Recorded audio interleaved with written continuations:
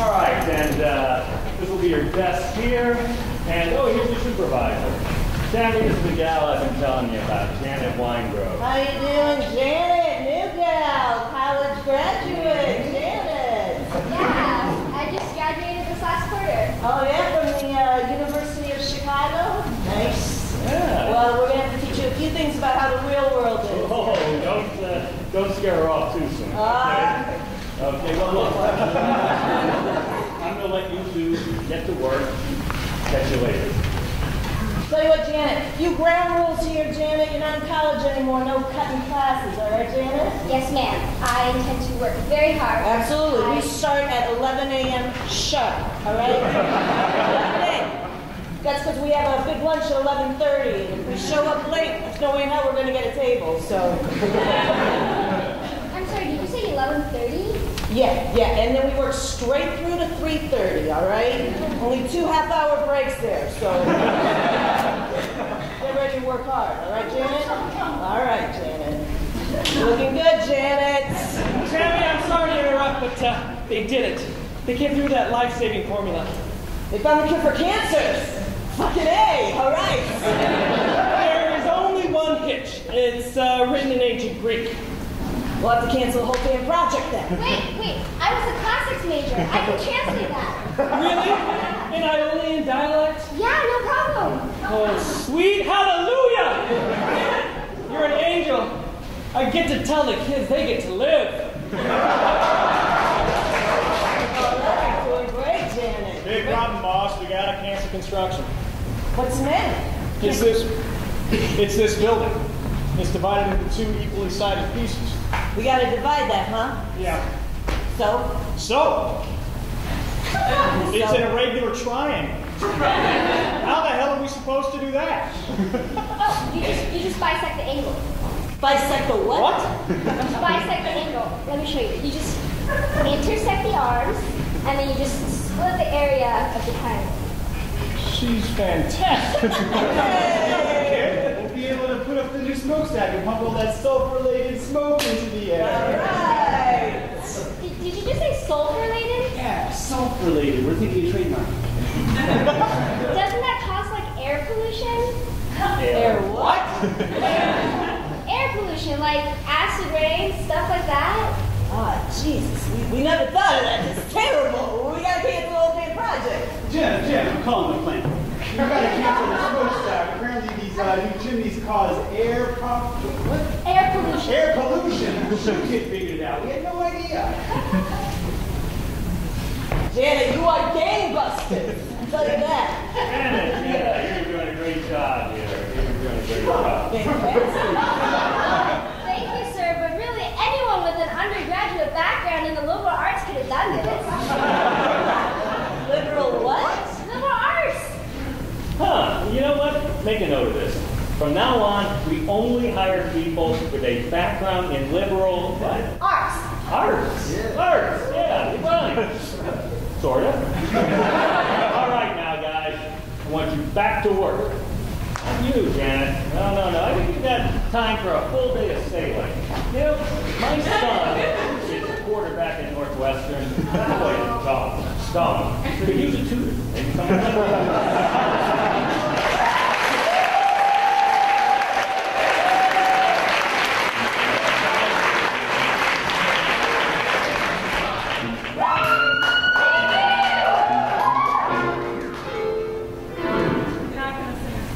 My name is Heidi Coleman. I'm the director of University Theater and the director of undergraduate studies for theater and performance studies. It's my very, very great pleasure to welcome so many incredible generations of off campus here tonight. I do want to say that the sketch that you saw this evening was written by a member of the first generation, performed by members of the first into the current generations. We're still defining the liberal arts and still looking for jobs. I was going to say that it seems like a transgression that Alpha performs here, and then I was informed by Bill Michael, the new executive director of the Arts Center, that this is where Alpha Campus began. So clearly we did something very bad, got kicked out of here to University Church, and returned here tonight to take over Ida before we spill south of the Midway and across the campus as far as we can see. The off campus to me represents the best of the arts at the U of C. It never gives up, it never goes away. It frequently gets itself and me in trouble. Today there were people illegally cursing in Cobb, and I got a call from the registrar. So thank you very much. That's part of the room. I do want to invite you to join us next spring when we in the Logan Arts Center.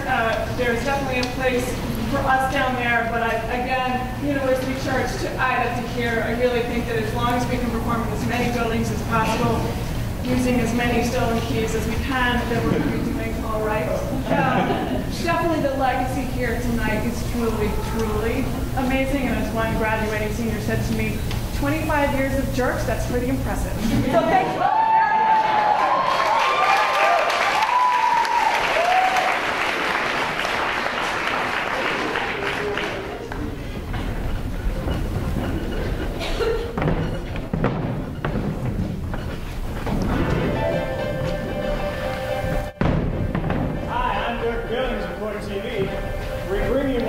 Trial of the century, the 17th century.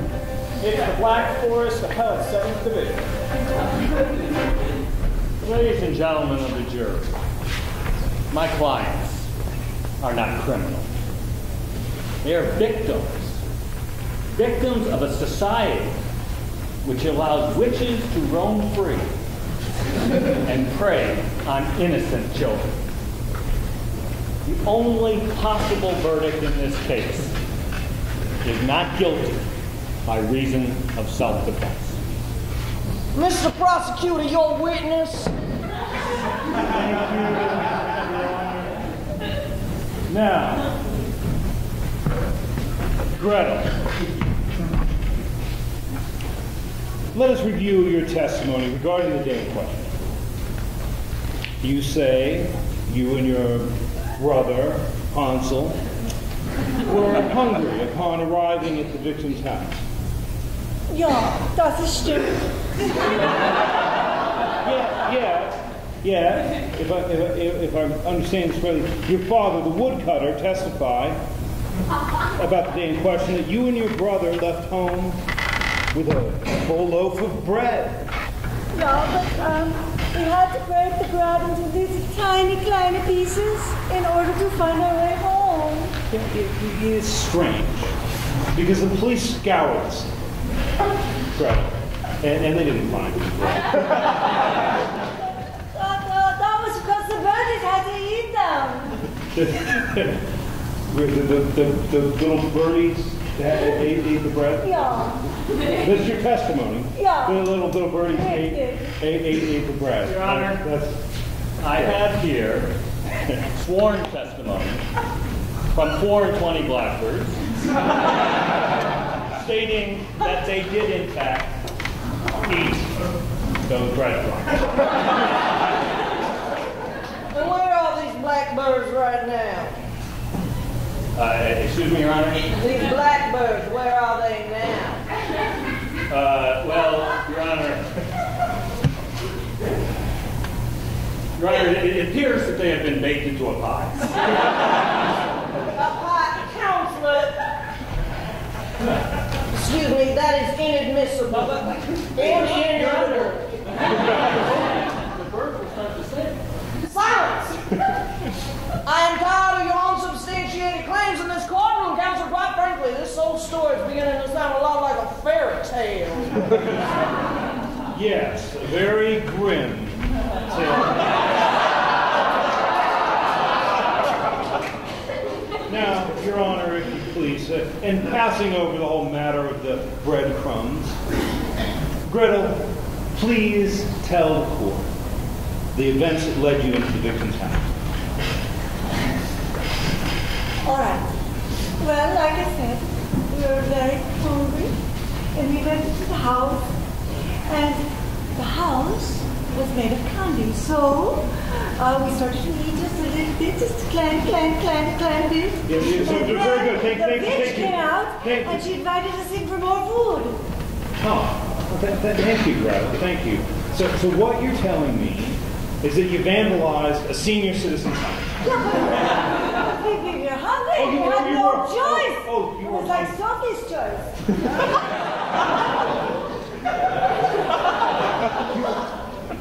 you were. It was a very difficult decision. Almost none. I think I get the reference.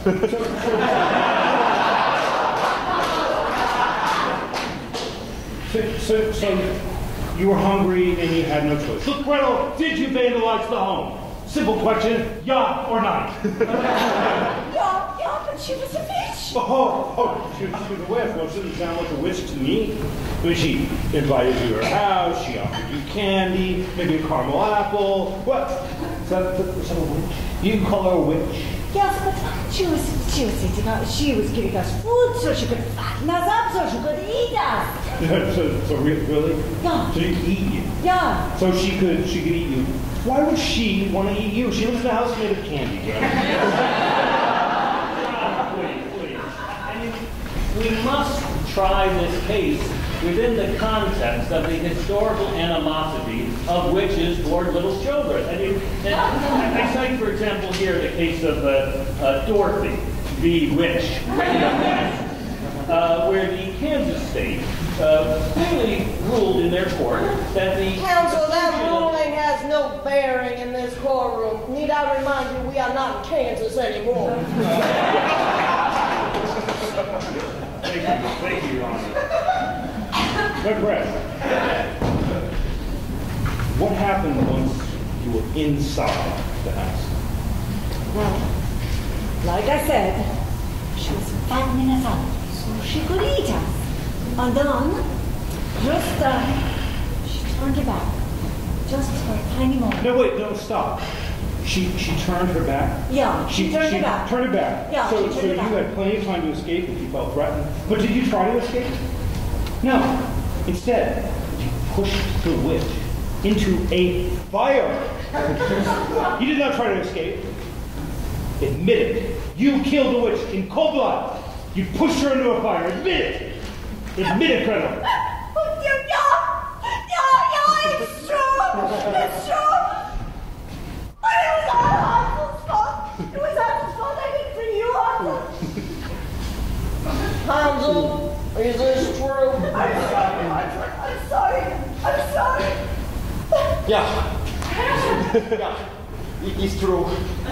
I killed her. I burned her. I was the flames dance on her charring flesh, and I enjoyed it. She deserved to die. She was a horrible woman. She reminded me of my stepmother, evil woman. But Gretel, I did it for you. I did it so we could be together. And I'd do it again. I would kill her again.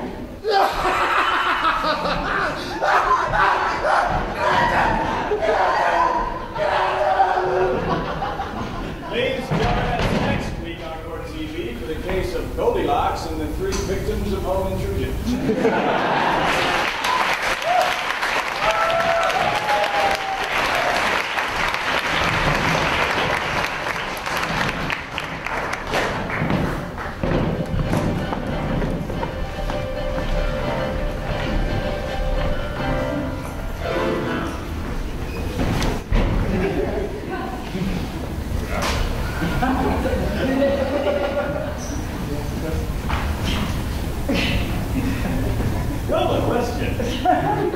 Professor Socrates, I was wondering if you could explain again the whole metaphor with the cave and the shadows. Yes. That's a very good question, young lubricus. The metaphor of the cave and the shadows.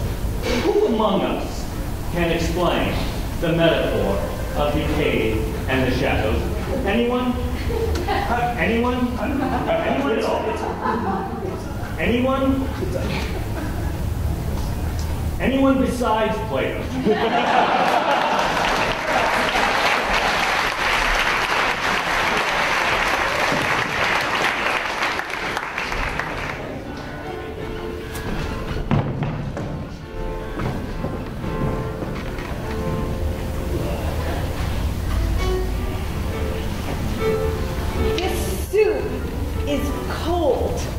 it's supposed to be cold. Soup cold? No, soup is hot. Lala, it's vichyssoise. It's meant to be served cold. Well, I want it heated up. Garçon! Lala, don't get the waiter. Garçon! Lala, you are embarrassing me. Oui, madame. This soup is cold. Pardonnez-moi, on parle français. Oh, he doesn't understand me. Lala, he speaks French. The man is French. Well, I'm American, and I speak American. This is soup, little soup. It's fried. It's supposed to be choked. Lala, just eat the goddamn soup. Listen, if you don't pick this up and get me another bowl of soup. Hey, this is my wife here, right? You do not, I don't know what this is all about, but you do not do that to my wife. Excuse me. Perhaps I may be of some assistance. Trent? Hello, Lila. It is a pleasure to see you again. What's used to be coffee? My soup is cold. It's meant to be served cold. It's vichyssoise.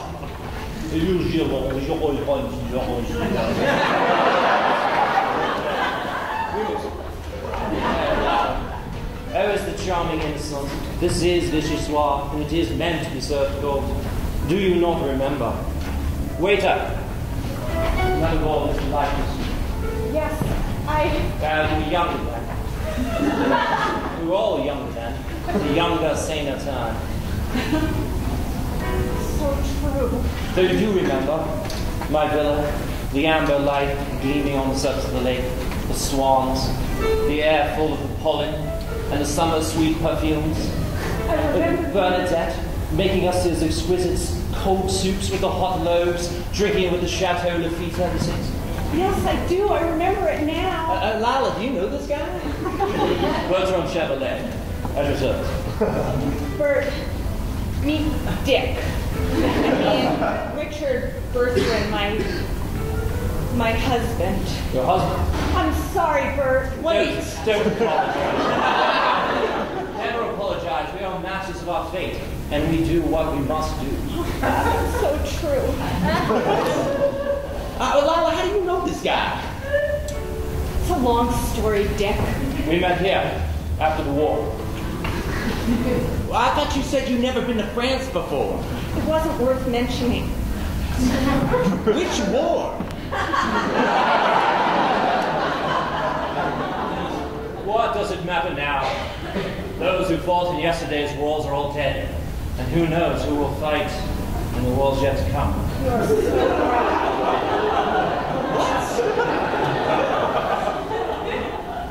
But Lila, I've been so rude, you must tell me what has happened since we last met. There's not much to tell. I went back home. I got a degree in hotel management. I got my first job at the Red Roof Inn in Gatlinburg, Tennessee. And that's where I met Dick. I was a hotel night clerk. It does not sound very romantic, but what is truly romantic? Hey, it's pretty damn romantic. I'll tell you what was romantic, Bert. Nantes, and the villa, and the swans, and the cold soups. You wouldn't just eat the cold soup I just got you. Don't be so naive, Dick. Can't you see that you were projecting your own lack of sophistication and appreciation of cold soup onto her? She was merely playing a role. What? I'm confused. Who is this man and how is this all happening? Look, Dick, I'm not the japping, gum-chewing hick you think I am. I only played that role because I thought it was what you wanted, and I thought I needed you then. But that was because I thought I had lost Bert. But now that I have Bert back, or am I being presumptuous? Never. And you never truly lost me, Lila. You only thought you had because the Austrian courier failed to deliver my message to you before. Before the train departed? Yes. What is going on here? But we are back together again. And the stars will continue their proper course through the heavens. I have a confession to make. I spotted you two at the Eiffel Tower gift shop 2 days ago, and I've been following you ever since. I took the liberty of booking a passage for two for tonight. We can be in Vienna by dawn. Are you with me, Lila? Of course. I'm sorry, Dick. You're making a big mistake, Lila. I never meant to hurt you. You're making a big mistake too, Bert. I doubt that. I don't. Bertrand Chevalier, or should I say, Amir Debatte?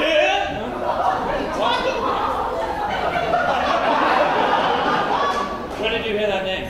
From a CIA file, Emil. The same place I got the name of your mistress and former lover here, Lila. Or should I say, Denise. I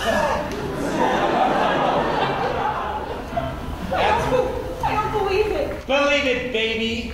You won't be setting up any more phony orphanages or enslaving the children anytime soon. And don't call me Dick, Denise. My real name is Dennis. Oh, God. That's right. The CIA sent me down to Gatlinburg 25 years ago to trail you. I had to keep an eye on you, so I married you until you'd be able to rendezvous with this guy. Worst 25 years of my life. I only suggested this trip so that it might hasten your reconciliation. Looks as if I was right. Come on, Denise, we can still get away. How do you like your hot soup now? Good work, Pete. French sounded great. Thanks, Dennis. I've been listening to this foreign language thing. I'm just glad I could help you catch these two and serve soup the way it should be served.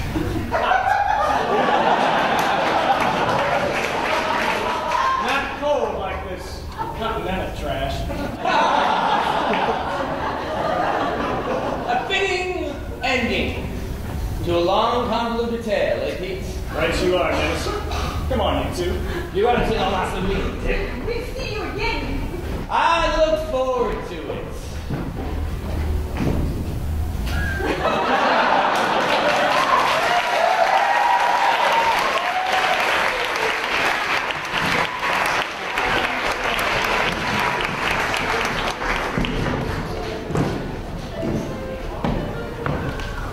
Where the hell is that Vinny anyhow? If he doesn't get here in 5 minutes, the whole operation is off. This is the last time we outsource. Hey, you know, we gotta outsource. The crime doesn't pay like it used to. Don't quote me your Chicago School economics, okay? I will put a hand to your face. Easy, Mo. I'm just telling you, this is giving me a goddamn ulcer, and I'm gonna have to end up in the hospital, and I got crappy insurance. Hey, we got the Blue Cross Blue Shield stuff. You know, the new plan with the copay. You and your friggin' copays. I don't want to hear anything about it anymore, okay? So where is this Vinny anyway? Easy, Mo. So just tell me, where is Vinny? Hey, he said he had to go get some chocolate donuts. Yeah, he's just down the street. Hey, he's got a sweet tooth or something. Chocolate donuts, that's great. Vinny's on the Adkins. He can't eat no refined carbs. That's right. He's a type 1-2 diabetic. Into the setup!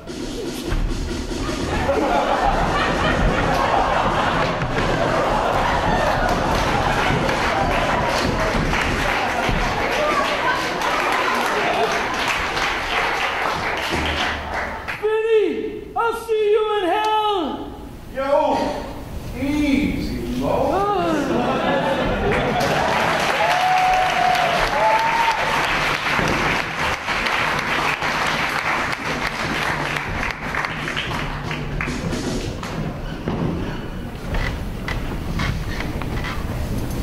Goodbye, Mr. Bond. You know, Mr. Bond, it's really quite a shame that it had to end this way. I think you'll agree that we both have a lot in common. We both like to win, and neither of us likes to lose.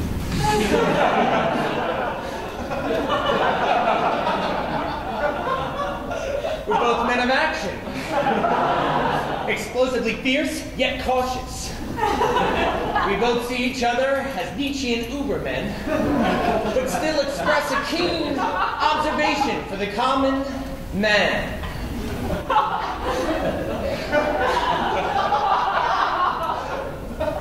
We both like the color blue. We both like hot Ovaltine on a chilly day. We both like reading ancient books by candlelight.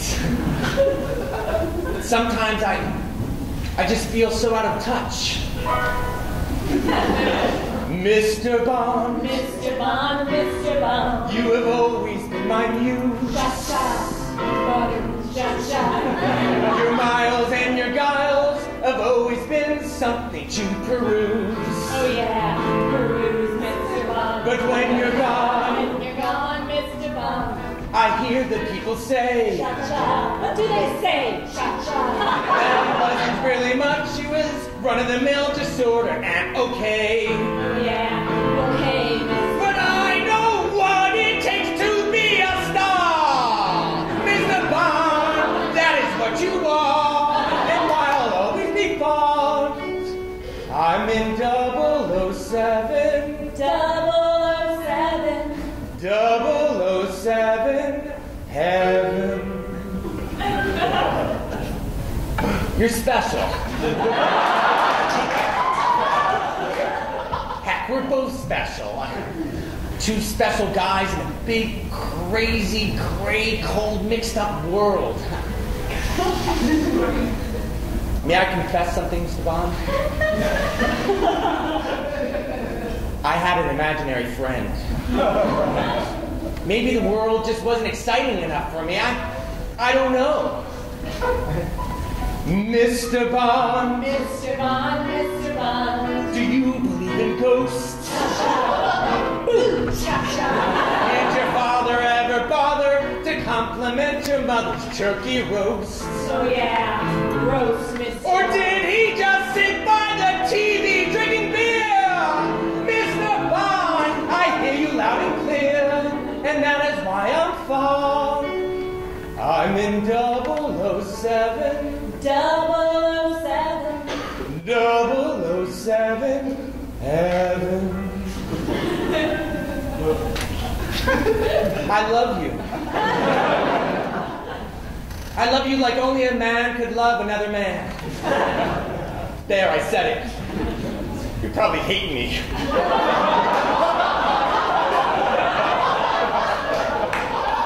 I'm so confused.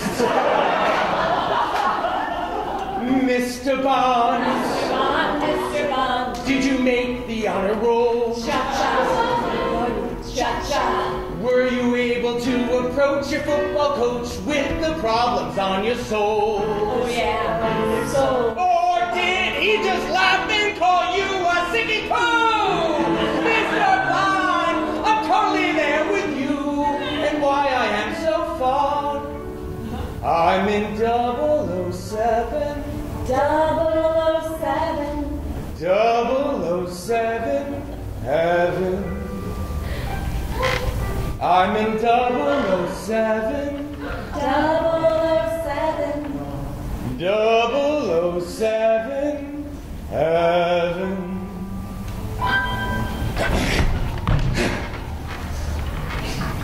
Goodbye, Mr. Bond. You know, Mr. Bond, it's actually curious. There's many ways in which we're very different.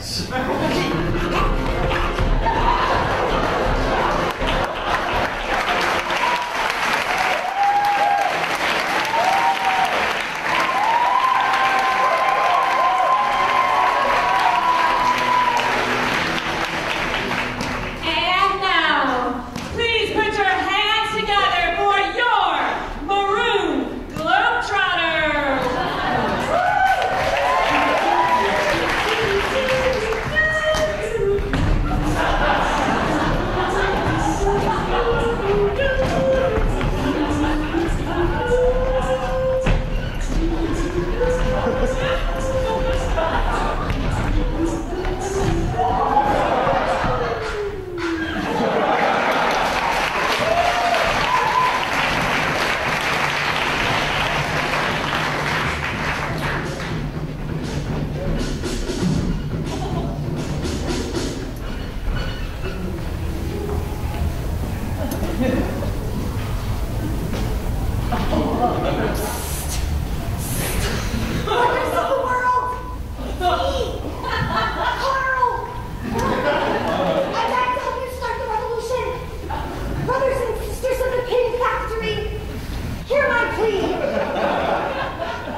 capitalist dogs are robbing you of your humanity. Look at yourselves. Look at it. This division of labor is reducing you to pawns in the very machines you operate. Let us unite. Guys, come on. Come on, we've been through this. You must rise up. You must free yourselves and smash the system and break free from the shackles of wage labor. You must. What the hell are you doing? How many times do I have to tell you? Stay out of my factory and stay away from my workers.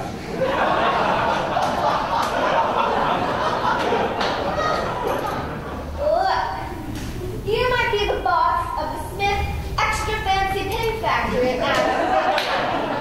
But you're not the boss of me, and you can't stop the inevitability of class warfare. You bourgeois pigs are going down. Here we go again. It's always the same with you. You're deluded. They don't want a revolution. They want wages. Wages that they can take and spend on things that they like. It's called an economy, you daft scunner. Oh.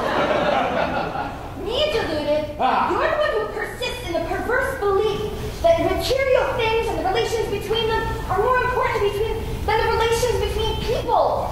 It's frustrating. Do you know what you are?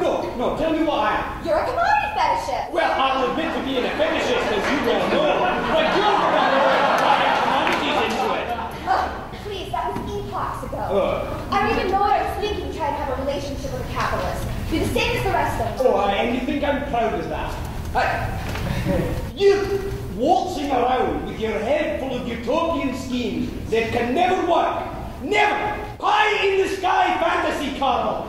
And you know how much shit I have to put up with when I'm down the club for my mates about us! Oh, the club, that's rich. You think those guys are your friends. They're not your friends. You're incapable of friendship and you're incapable of love just like them. Because you're alienated from your species being. Species being! Species being! You want species being? Species being? I'll give you all that species being you can handle. Is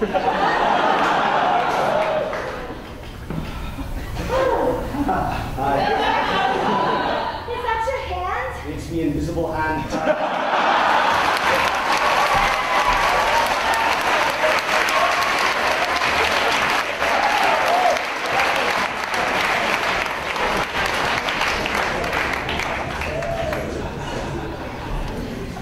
Hey, Courtney. Hey, Doug. I'm so sorry that some hat-wearing bastard came in and erased all the files on your hard drive. Yeah, I'm sorry that you let that hat-wearing bastard in your apartment while I was at work. Yeah, but I did. Here are some balloons. Thanks. Don't mention it.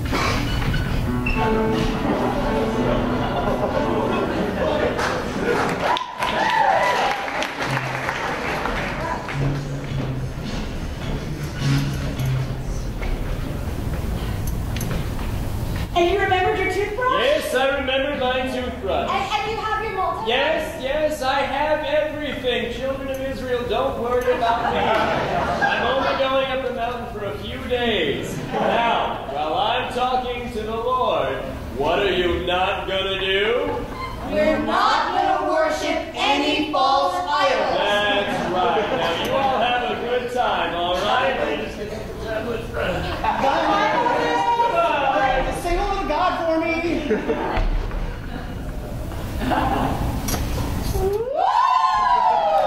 What a time! Now we can stay up late. I commit adultery. You guys, have some of this bacon. Yeah.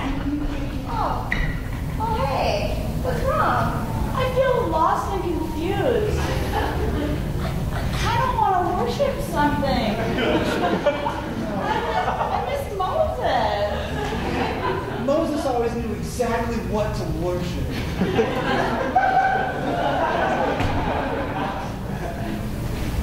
I've got this golden calf in my pocket. Yay!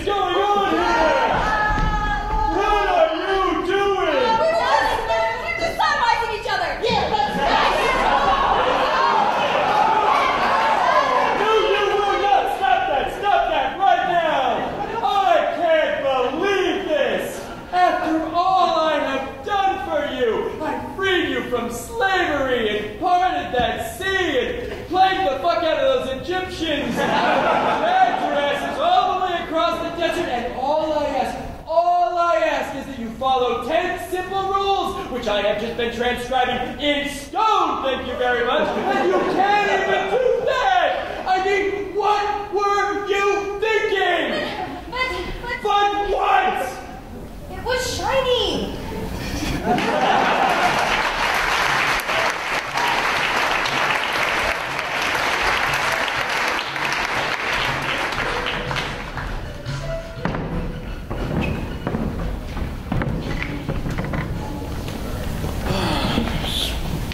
Well, Mr. Thackeray, what can First Thievery Bank assist you with today?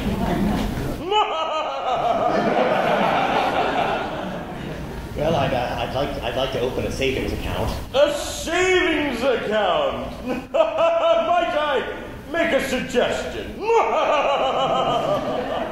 Sure. Why don't you, instead of opening a savings account, take all your money and put it in this sack with a $sign on it?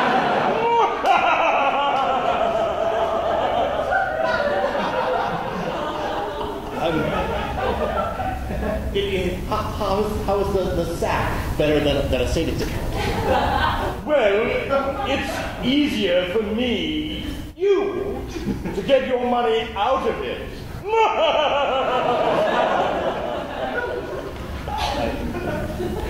Yes. Does my money earn any interest while it's in the sack? No. I mean, yes. Yes.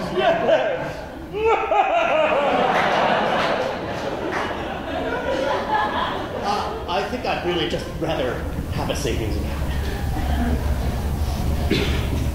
Mr. Keaton, will you come in, please?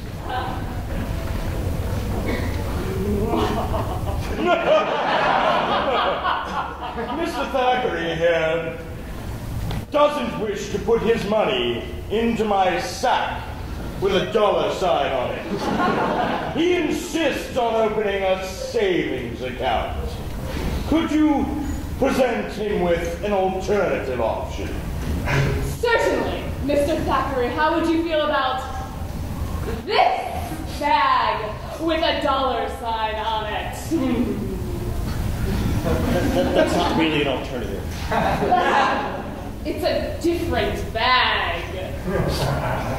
Look, I really just want to stick with a savings account. Oh, could you leave us, please, Keaton?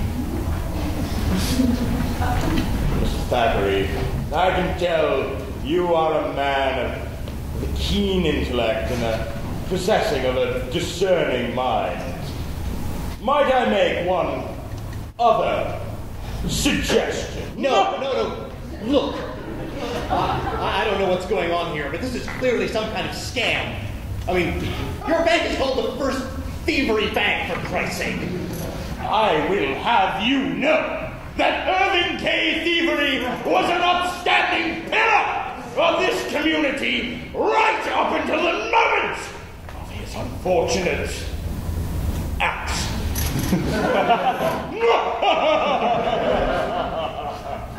That may be so, but Pardon me, sir. You need to know. Have you stolen the money yet? Not yet, but soon.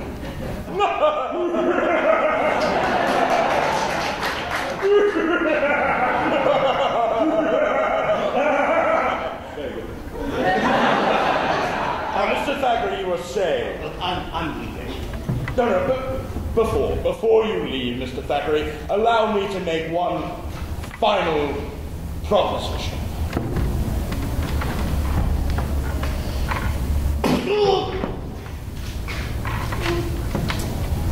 Mr. Keaton, will you come back in here, please, and please bring your sack with a $sign on it. Mr. Thackeray's had a change of heart. I didn't endorse it.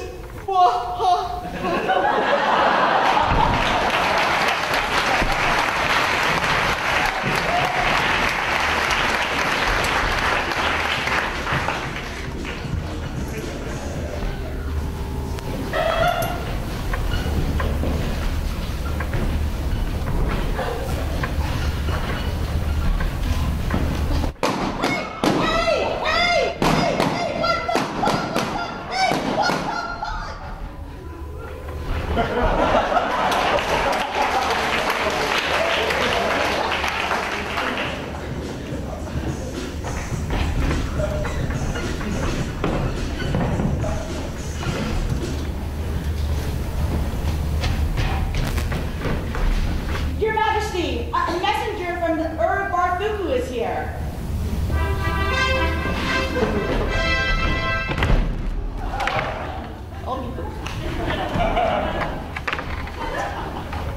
O most merciful Royal Highness King Thogar, I bring you the head of Lam, King of the forest people, who your armies have slain in battle. Thogar is pleased. Thogar was pleased. Thogar has been pleased. That's right, parents. Everyone's favorite king is back on video cassette, and verb conjugation has never been more fun. Join King Thogar as he guides your kids through tough conjugations like future perfect. Thogar will have been pleased. The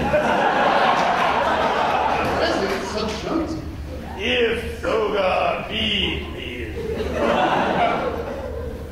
And everyone's worst enemy, the present progressive conditional. If Thogar could have been being King Thogar makes learning fun for everyone. Your Majesty's mead is ready. Thogar thirsts. If Thogar would not have been thirsting, then Thogar could have been being pleased. Watch good old King Thogar punish the split infinitive. Your Majesty, would you like to quickly be pleased? Do in the faulty pronoun modifier. Does everyone wish their cup to be filled?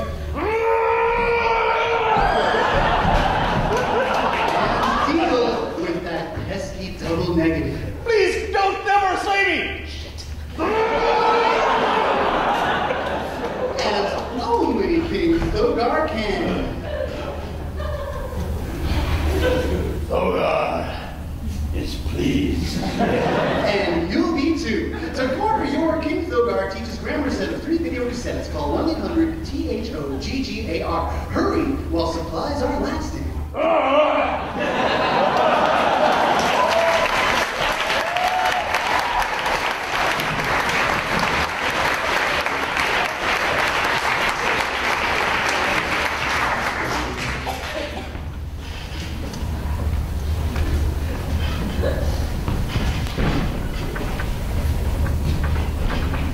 Hey, Courtney. Hey, Doug. What? What? I bought you those balloons. Now, I can't help it if some hat-wearing bastard came out here and popped them. But you were that bastard. But I was wearing a hat.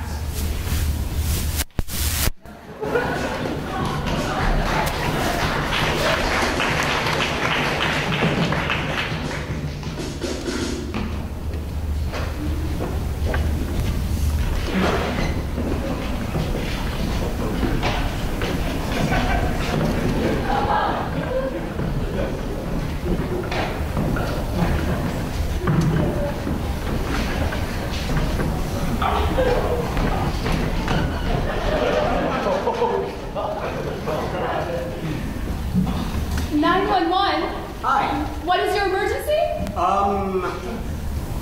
Yes? It's a long story, actually. Well, start at the beginning. Okay. So I live by myself, and I was sitting in front of the TV watching the TV, and the movie about the cheerleaders came on, the one with the girl from Spider-Man. Okay, go on. Do you know what it's called? It doesn't bring matter. it on. Bring it on. God, that's a good movie. A very hurt cheerleader movie. God, that's a good movie. Anyway, like I said, I live alone, and I was watching Bring It On, and I was looking at my vacuum cleaner, and I decided to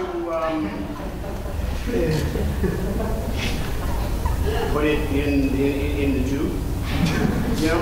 You inserted your penis into your vacuum cleaner hose. Is I did.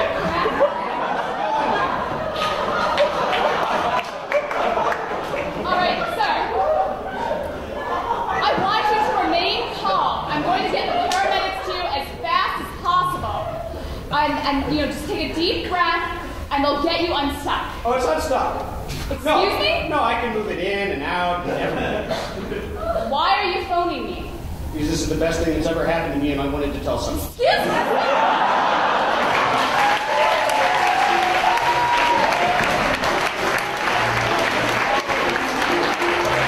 Next being the first act, take a short 5-minute break, use the bathroom, get something to drink, and come back for the most recent 10 generations.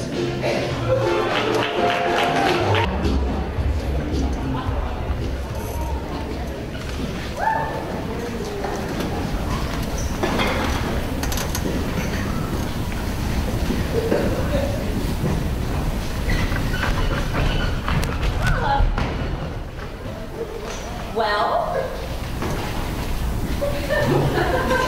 My bad. Sentence fragment. Has this ever happened to you? Well, fear no more, because it is I, the Chicago Manuel of the style.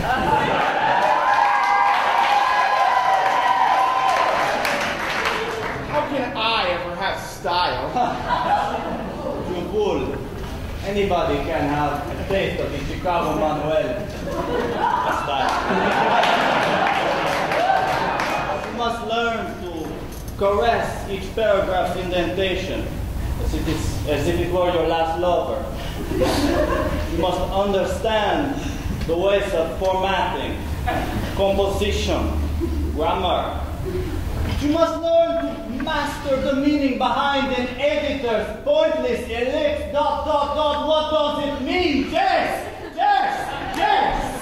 Now you see the power of the Chicago Manuel.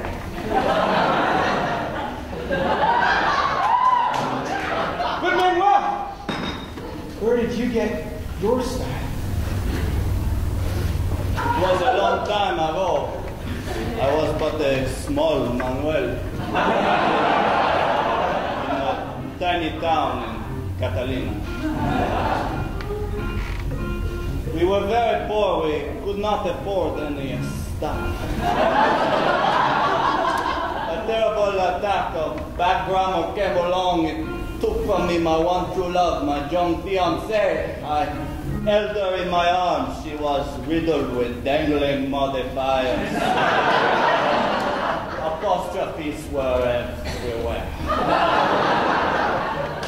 It was from that day I made a vow to myself and to the world that I would travel around, helping young, confused people unfold the mysteries of grammar like a man would unfold a beautiful woman.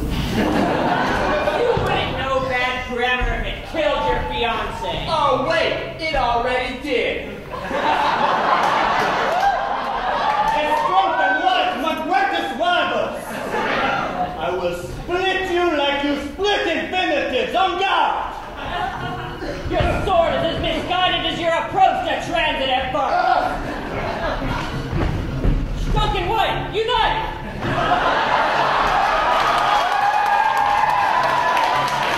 Now will you admit that we have the true elements of style? No! There is no Manuel but the Manuel Chicago overstand. Change the order. No! Stop! I never thought I could have style until this man showed me the way. Don't you see you're on the same side? When you fight, the only winner are bad grammar.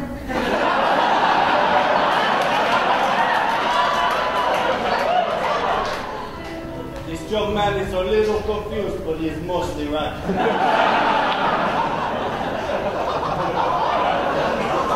It is similar to an Oxford comma or fighting, completely unnecessary. From this moment on, we will join forces and we will fight against bad grammar everywhere. And anywhere in the world where there is any sort of bad grammar or problems will always be the Chicago Manuel.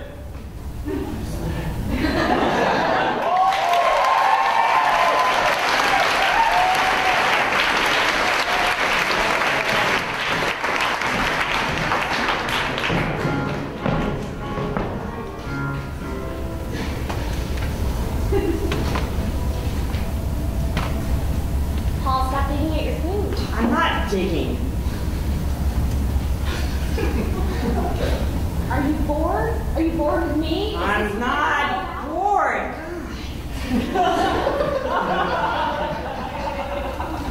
Look, okay, we go out to dinner, you're fingering the tablecloth. We go out to a movie, you're fingering your watch. We go to bed, you're fingering me, and then you fall asleep with your finger in my lower oven. So something's on your mind. Come on. What's on your mind, Paul?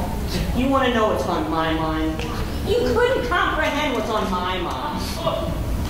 Dinosaurs. Yeah!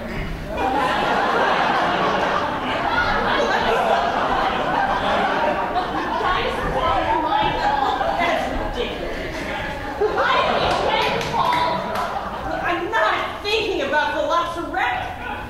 I'm not thinking about dinosaurs. Look, I told you, you could go away for 2 months with your paleontology friends. I don't even care, you know, because they make you happy. Oh, come on. You know you make me happy. Oh, yeah. Now when your mind is in some badlands tar pit, digging up bones, like having one between your legs, it's 80 million years old, and you're getting so hot and sweaty, but not so hot and sweaty you can't cart it off to a museum, which is only a few blocks from Botticelli's. And I told you about Botticelli's in the car the other day, but you probably forgot. I typed a little article from City Life about it. They have fantastic tuna tartare. And you know what I did because you forgot? I taped it to the refrigerator with that stupid Velociraptor magnet I bought from you last Christmas.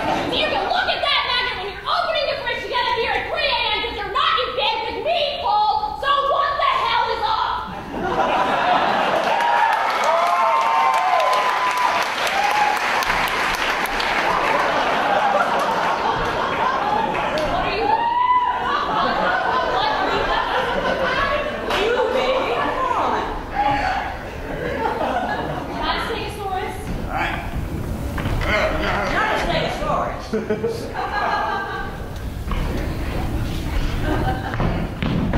Baby, come here.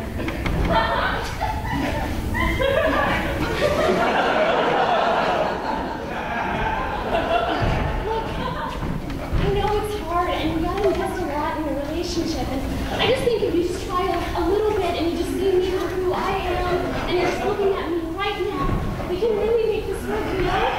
And it's like a little bit of attention and a little bit of time spent on this, we can really make this work. And it's not so hard for me to say this. It's not really in your nature, you know, it's very extravagant.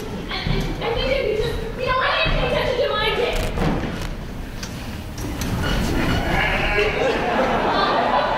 Paul, what are you looking at? How did dinosaurs fuck?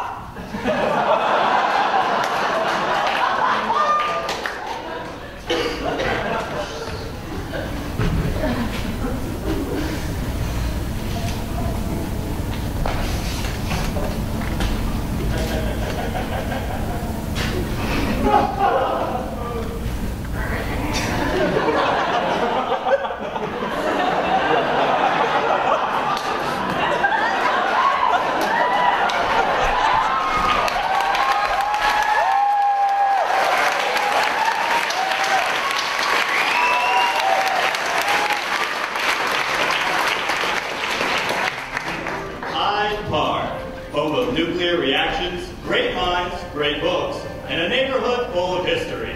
It may be the year 2060, but Hyde Park is still going strong. Let's have a peek at Dick and Jane in Hyde Park. Why, hello, Dick and Jane. Hi.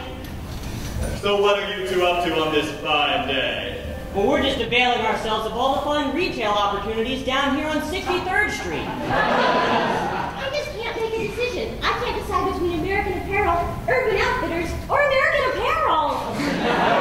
Well, that's just swell. And we just finished having a wheat-free, gluten-free, sugar-free, meat-free baby back ribs at Whole Foods. You really took me into that hangover from that raucous party last night. Oh, wow. You two out late on the town? Did you get home safe? Oh, it was no big deal. I mean, we had a milkshake at one of Hyde Park's finest 24-hour dining establishments. And then we had a moonlit stroll up Cottage Grove at 4 a.m. You know, those loft condos just look beautiful in the moonlight. Dickie, we gotta get going. Oh, where are you off to now? Well, we gotta get to the Libra Dome. You know, those robots will read the books for us. But we still have to work on our resumes. Well, you two have fun. Oh, we do. We have so much fun here in Hyde Park. It's like we never have to leave to go downtown. And if we do, we just hop the white line monorail past the Forbidden Zone and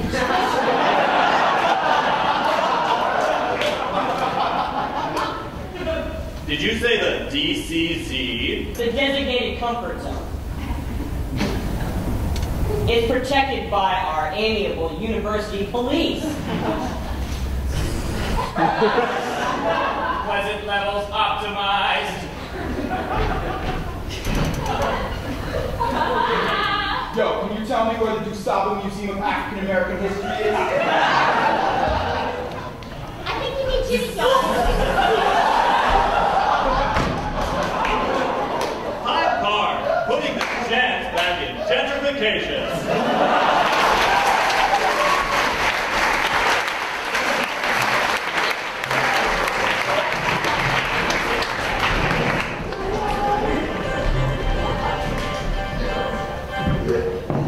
There are a lot of ways to die. You can accidentally start on fire. You could shoot yourself in the pinky toe. You could fall into an endless pit of endless pits. Pretty much drown, too. You can pretty much drown, too. But the thing that will make you the most dead is saying the F word. It's not funny. It's not cool. It's not fair. It's against the law. It's against the law. Just because your friends are doing it Doesn't mean you have to. So the next time you think about dropping that F-bomb, Don't. Try again, you duck.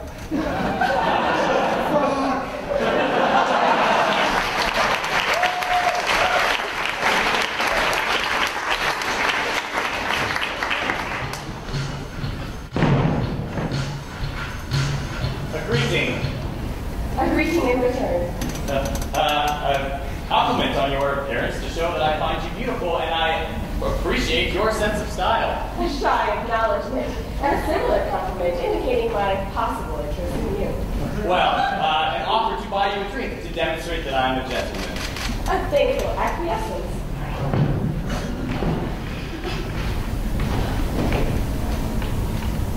Waiter, silver plate.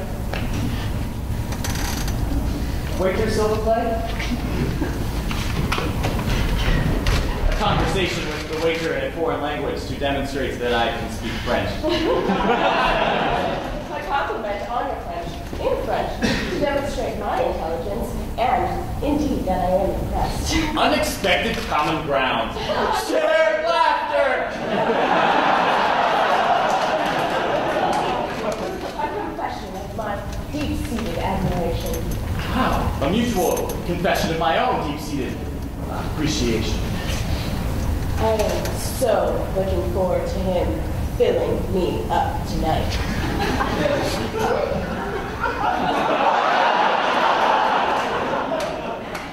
Asking for clarification. A mumbled expression of impending sexual gratification.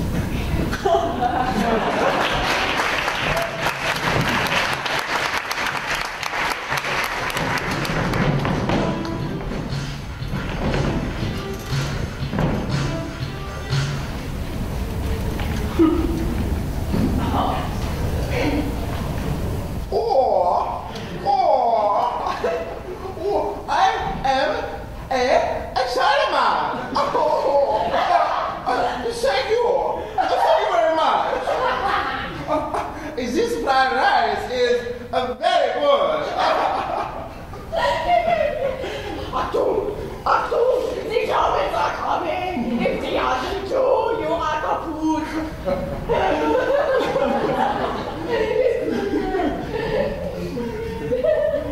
Sounds good.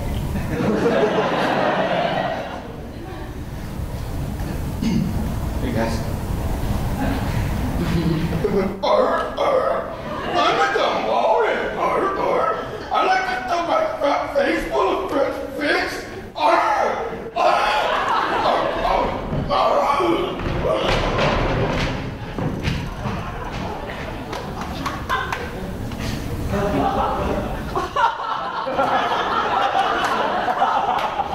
What was that?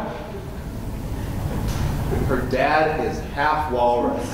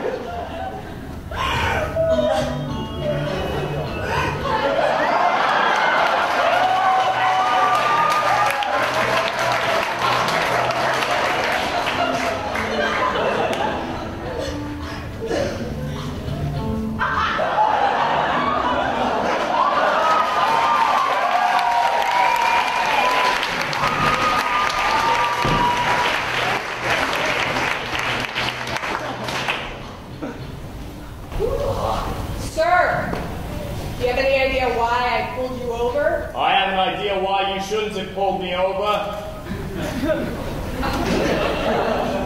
Take a look at that, honey pie. Sir, this is a membership card to a Sam's Club. I'm going to need to see your driver's license and registration. Read the name, sweet lips. Billy Kennedy. I don't see how that's relevant. That's right. I'm a Kennedy. Doesn't the name Kennedy mean anything to you? Sir, I'm going to need to ask you to get out of the vehicle. Oh, I'm being thrown out of my own car. Reminds me when I was thrown out of the National Park Rangers Society. I served my country, and I prevented a nuclear missile crisis. I didn't hear anything about that. Oh, sure you did. Ask something about your country, but not something about yourself. Just like everyone else in my family. Sir, that's... It's hot in here. Are you drinking a martini? Look, lady, I had a rough day down at the yacht club. They wouldn't let me race in the yacht race. I don't own a yacht! But it shouldn't matter to them. I tried to explain it. It must have been their problem because I'm a terrific public speaker and a perfect leader. Okay, sir, where were you heading in such a hurry? I was just taking Marilyn out here for a little ride. Sir, that's a broom. Looked like a lady when I picked it up.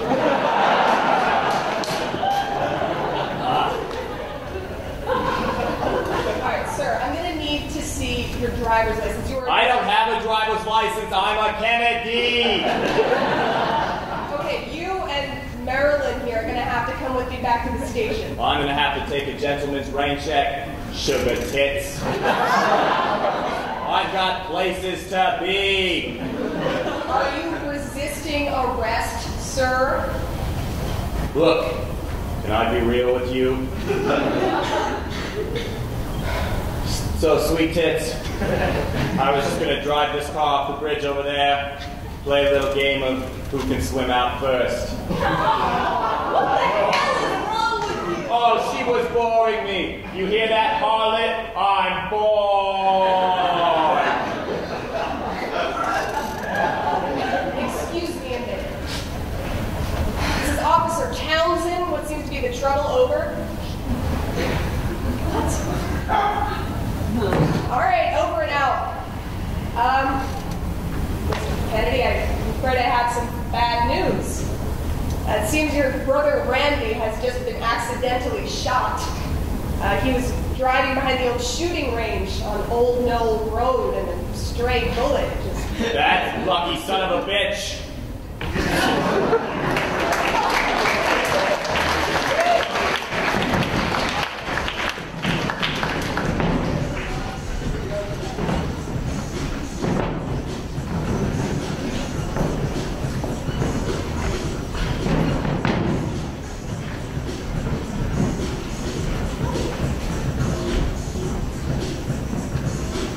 All right, ladies, everyone calm down. Girls, please show some respect.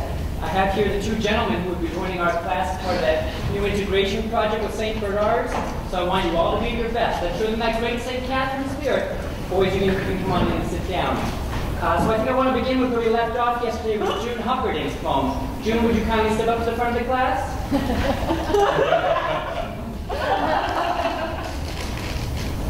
My poem is entitled, We Don't Need No Stinking Men. Is it not I who carries the baby from month 1 through 9?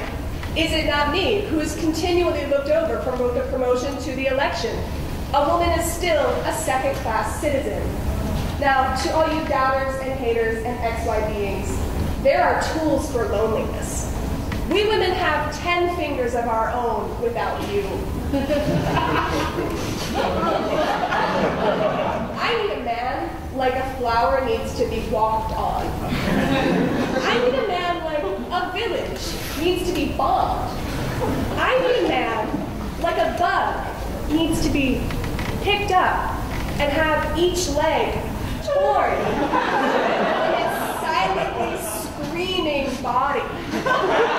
I need a man like a once fertile land that was fruitful and innocent and free until a suburban development came in with its mini malls and its Starbucks. That is how I need a man. Well, that was certainly interesting. What do we think, class? That's ridiculous. Sperm are necessary to continue the race of men. You mean the race of humans? Hey, I'm a feminist like you all or whatever. Burn the bras and run free. That's my... I will burn down your house and make it look like an accident.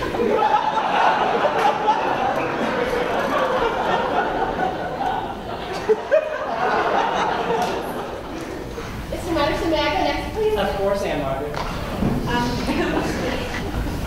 Like all my poems and my life, this one is dedicated to the Almighty.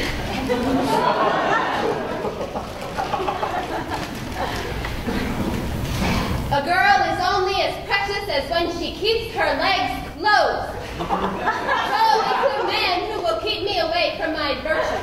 I will strike forth with a vengeance that only Job has seen. My love is for two men only, Daddy and Jesus. Jesus and Daddy.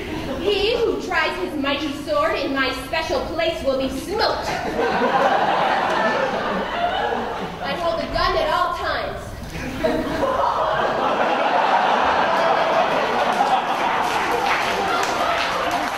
That is not a metaphor.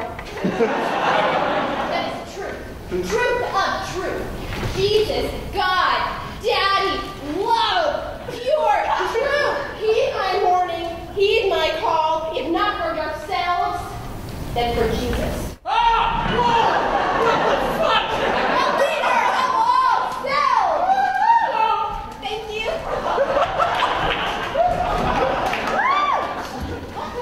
When I get feedback, hey, what about you? I thought it was the greatest poem I've ever heard before in my life. Thank you. Thank you. What about you? That's enough, Anne Margaret. What would Jesus do?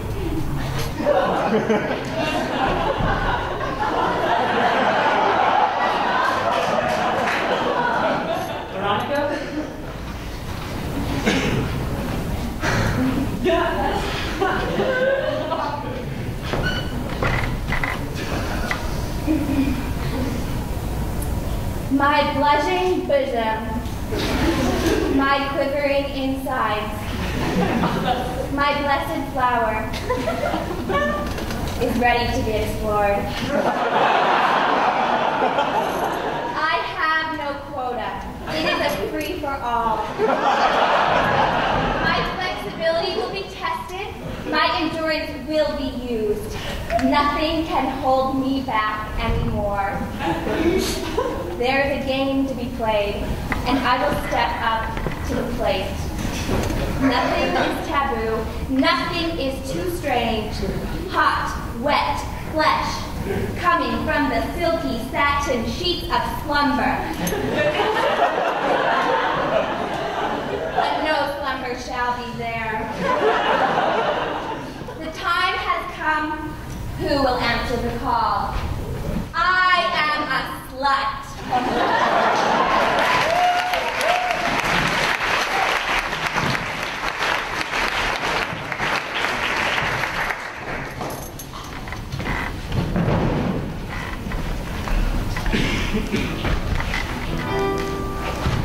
A valiant heart, not least bit yellow. Please spin more yarns, my dear Othello.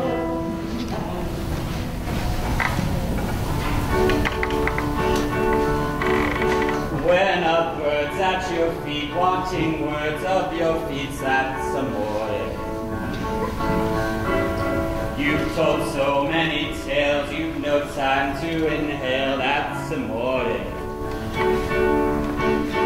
I cross waves, there's a plot in case that I wasn't slave. It's so long that I simplify.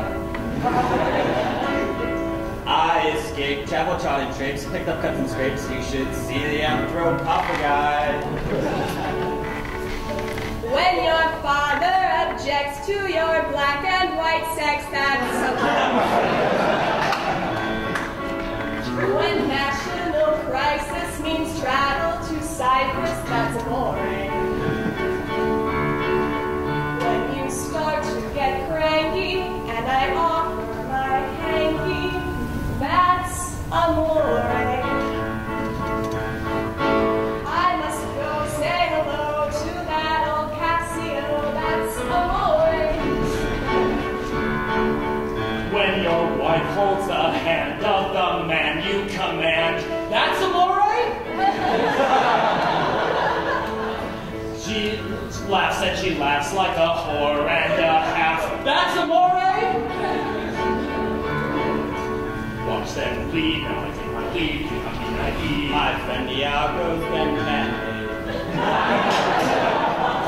Handkerchief, now I'm really miffed. She rekissed my gift. I caught that red-handed.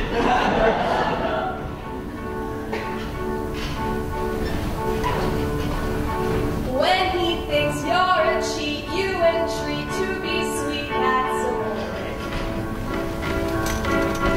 When you've been good and true, the clues misconstrue.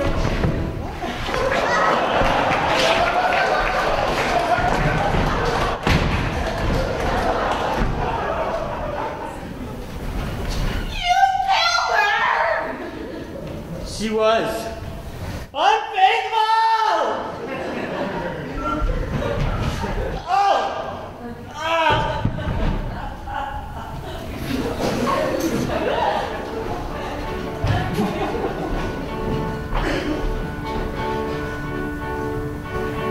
When the characters die, you have no cause to cry, that's amore. He suspects incorrect. What did you expect? That's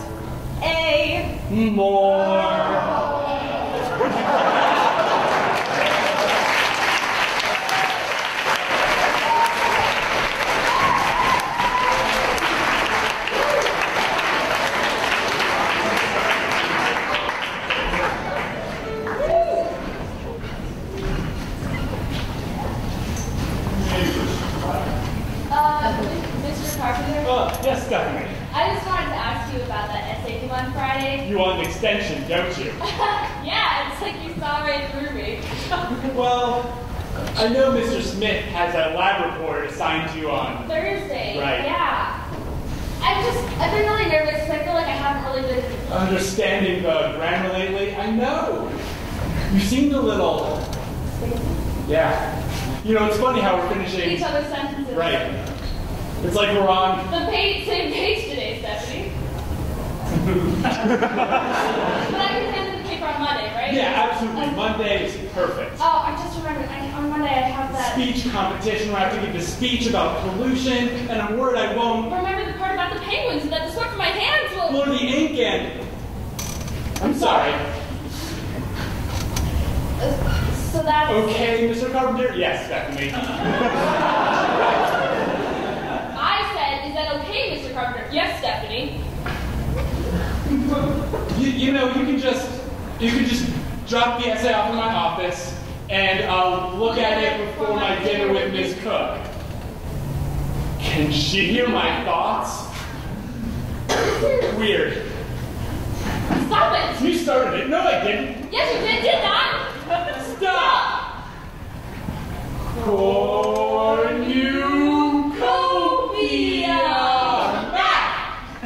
Artichoke!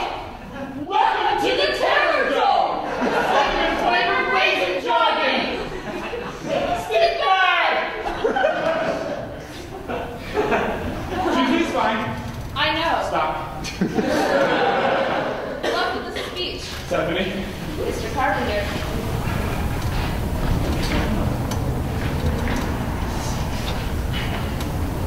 That was weird.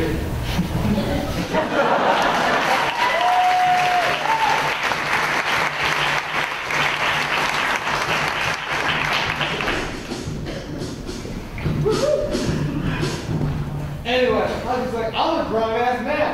I don't have to listen to this. What do you do?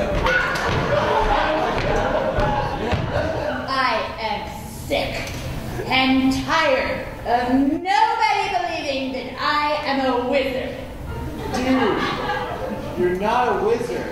Abracadabra!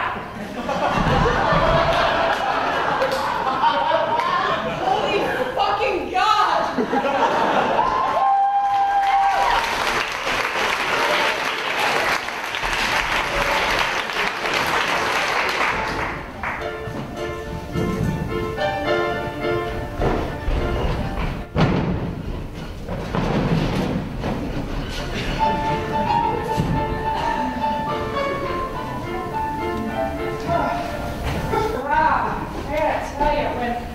When break rolls around, you don't know, but today, right now, I need this. I need this break. Hotter than a church full of motherfuckers out there,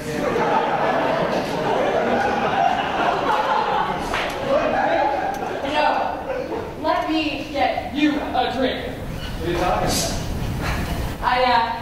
I hid some beers over here for special occasions. Now, don't let nobody know, and don't let the boss find out. You see, you stay with me, man. This is going to be 11:50 to 11:45. Great to remember. What are you doing? What? What are you talking about?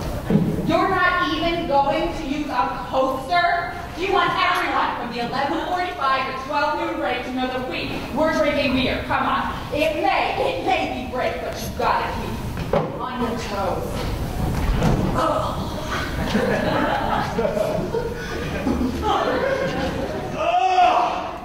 Slow in the half, boys. What, the air conditioner broke out there? It's hot as hell.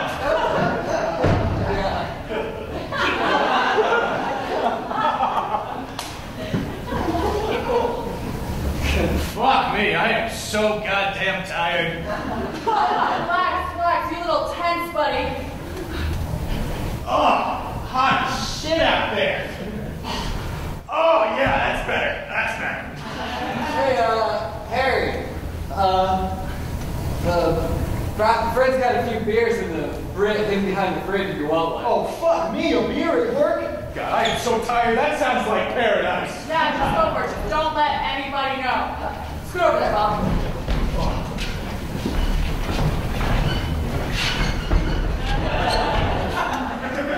This is the life, boys. Here. What the hell is going on here?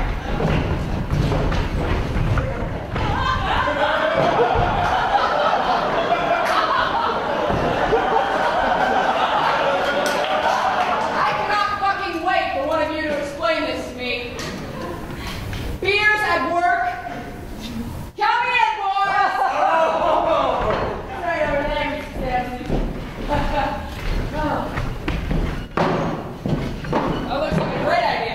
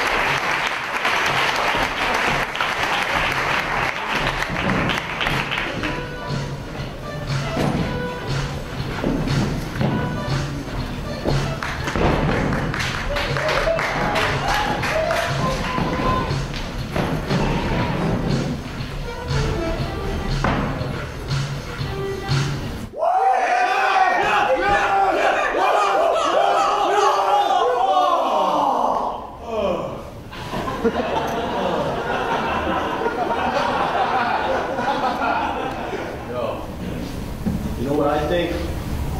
I say, fuck the Bulls. Their shooting is shitty, their rebounding is shitty, they're just fucking shitty. Yeah, man. If the Heat don't win, I'm gonna cut off my left nut. Yeah, too bad. Brad over here is rooting for the Bulls for the loser.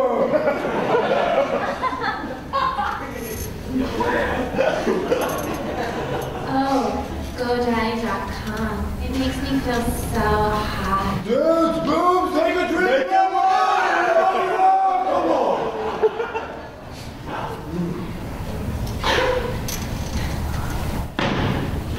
What the fuck, Brad? Take a break.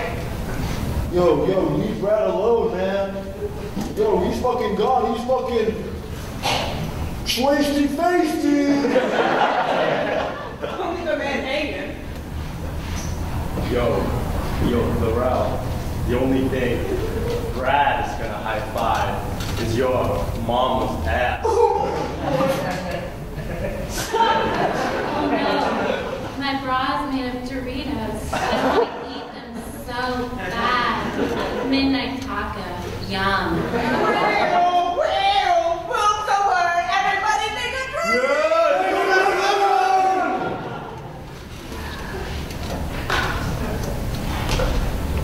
Alright, I'm fucking sick of this, man.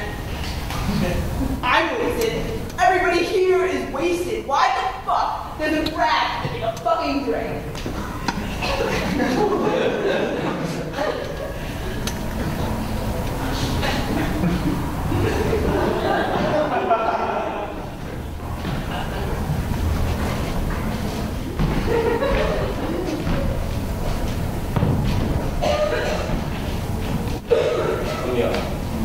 Let me pop you in the nuts. Brad can't take his right. Because he's dead. That man's not dead. He's just wasted. Holy shit. So yeah, he's dead. Now we can go back and watch the game like men, have a good time, or we can bitch and moan and ruin everyone's life. What's it gonna be? What's it gonna be? What will it? Brad wants.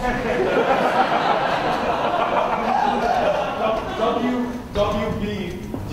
What would Brad do?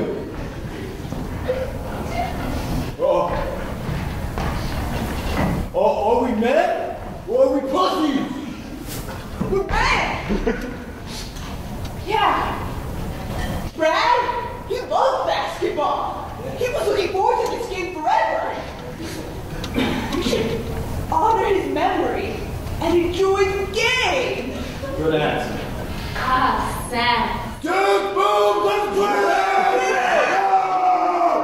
And so, if you're just tuning in, the Heat have won 83-80 in what has been a really remarkable comeback. The Heat are going to the finals.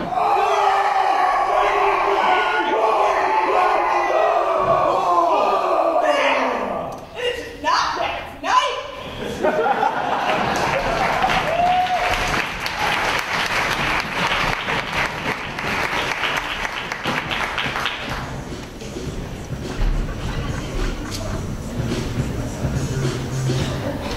Mikey, how was it? How was space camp? It actually wasn't that good.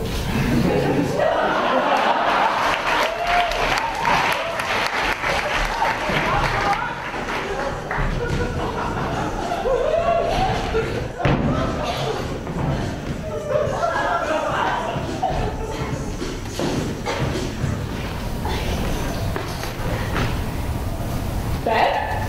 Oh my gosh, so Liz! Wow, so nice to see you here. Mom and I were just talking about you. What's going on, Liz? You know, working at Groupon, same old. God, Mom has just been harping on me like none other about the whole marriage thing, dude.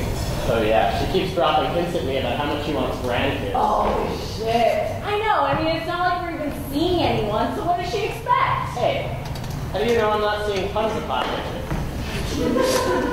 Are you seeing tons of hot bitches? No, but you could have asked. So what brings you here? I never see you downtown. It's a little embarrassing. Yeah, what? I'm on a blind date. No way! Me too! Yeah, what? Me too! That's crazy. It's funny, there's not many people here. You said we're both being stood up? You know, CTA, I'm sure you'll be hearing that. What's yours supposed to look like? I think I'm looking for a guy with a gold necklace or something. What kind of idiot wears a gold necklace?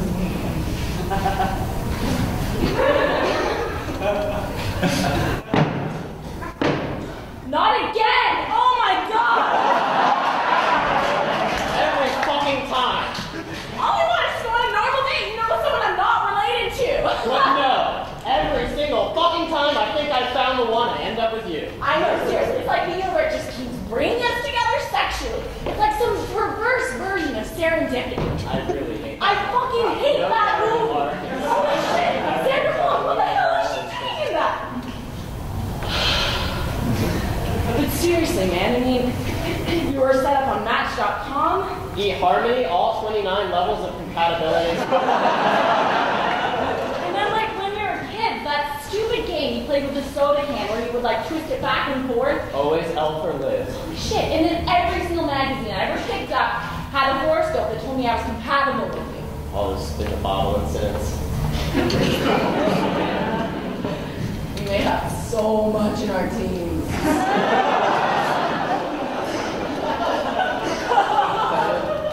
7 minutes in heaven.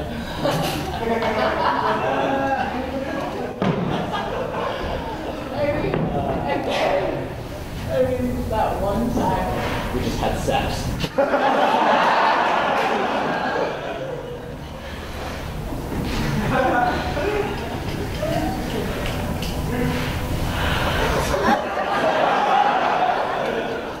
Yeah, I mean, that happened.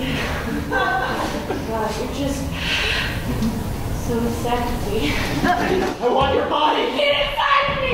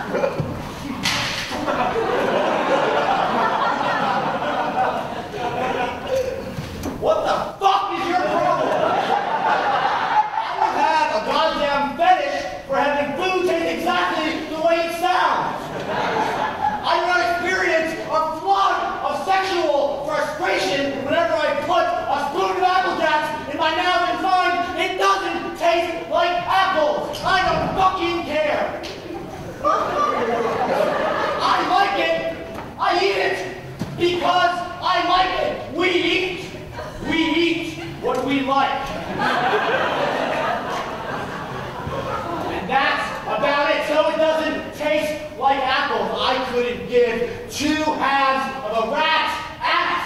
It did. Does Sunny D taste like the sun? Does it taste like the letter D? Does it? No, it doesn't.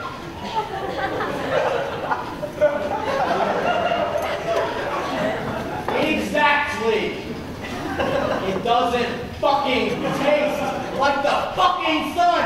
It tastes like motherfucking delicious orange drink. And that's fucking great. I love that. Do Shirley Temples taste like Shirley Temples? Well, I guess I wouldn't know because I've never gone down on Shirley Temple. But I hardly fucking doubt that. For sure, Todd. Well, I got a jet. Samantha and I are gonna go play with our couches. You know what, Becky? I could not give a flying fuck where you're going. Just get the fuck out of my sight.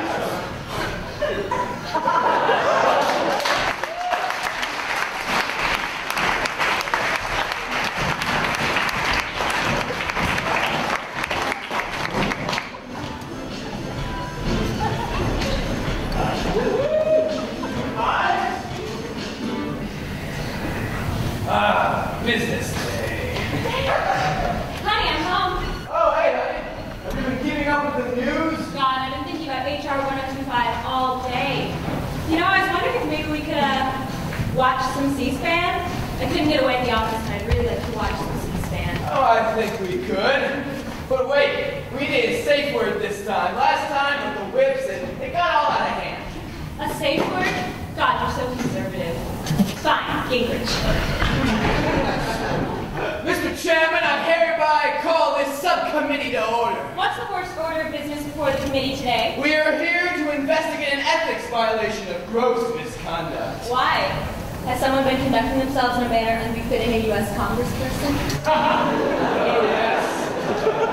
You're being indicted on 12 counts of misconduct and 7 counts of perjury. Look, censure me.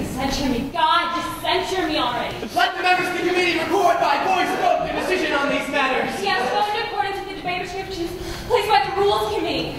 Mr. Bonner from Alabama votes aye. Mr. McCall from Texas votes aye. Mr. Yarman from Kentucky votes aye by proxy. Oh, I'm getting so please, just give me a little bit more. Just one more vote, please. Just keep going. Mr. Dent from Mississippi votes aye. Yeah, I've been sad.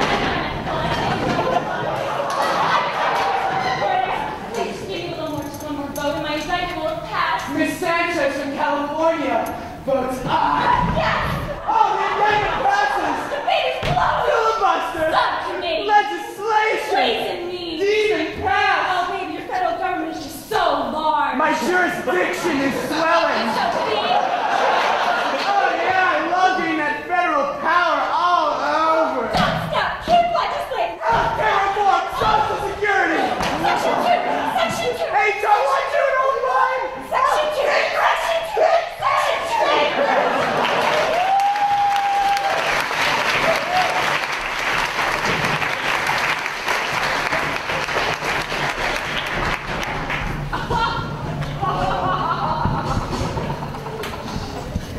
Guys, it's spring break! It's my first time in the Caribbean. I even got my barnacles scrubbed off. I'm gonna win the dry t-shirt contest. Dry t-shirt contest!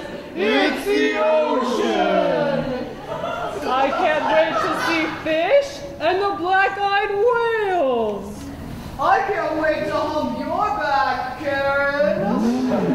Oh, Roger, don't talk like that in front of everybody. It's disgusting. That's not what you said last year after one too many grill shots. Grill shots!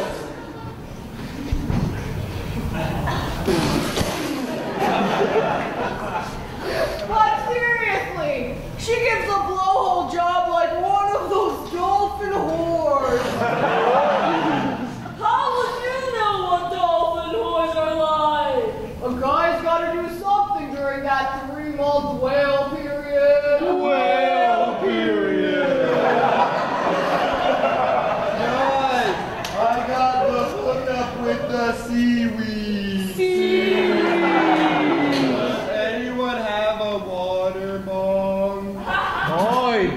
chaps. Oh, guys, have you met my exchange whale?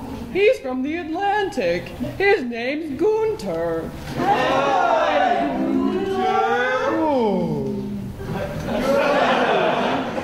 this is my favorite song. Ooh, let the whales out.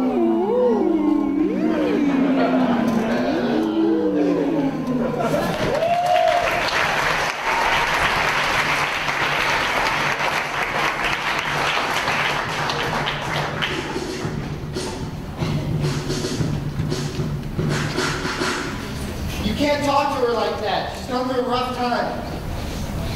Was that Mom? You know it can't be Mom. You have to face reality. Mom can't hear you now. Mom can't hear you now. Mom can't hear you now. This is tough for both of us.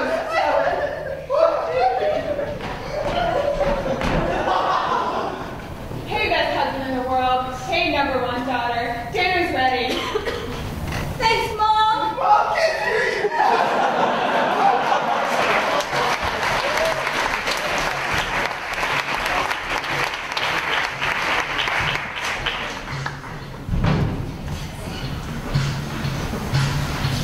Coming from the minds of Dan Brown, William Deere, and Tony Kushner to a theater near you, Angels and Demons in the Outfield in America.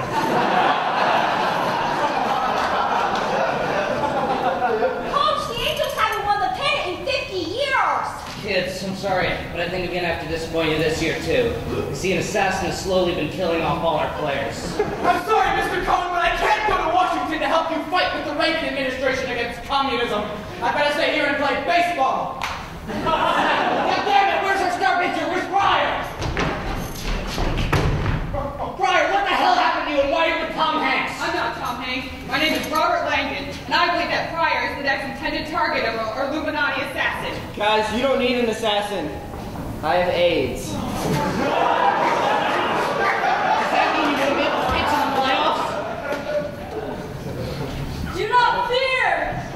I am an angel, and I will help you win your pennant. Sorry, I'm only a baseball angel. Scared away. Millennium approaches. Wait! AIDS is an acronym. Angels was a division series. I believe this team has been supernaturally blessed. I can see the angel. My dad left. Well, he said he'll come back if the angels win the pennant. I'm a Mormon, but I just realized I'm gay. What do I do? I'm going to learn to live with my illness. I have an underdeveloped story arc because I'm an African-American character in an early 90s film. Coming to theaters in June. It's the Fibonacci sequence.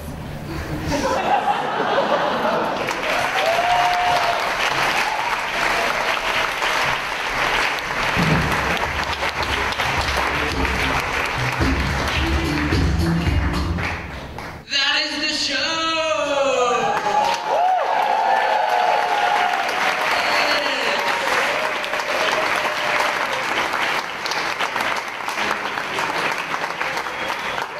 Five generations of off campus, we'd like to first give a huge thank you and round of applause to Bill Altorfer on the key.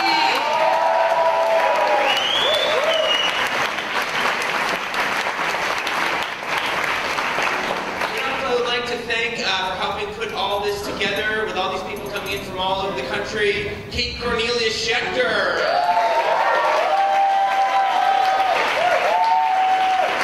Bill Michael.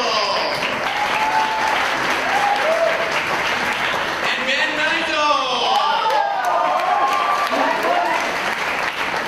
Collectively, we are off campus. Individually, we are the first generation.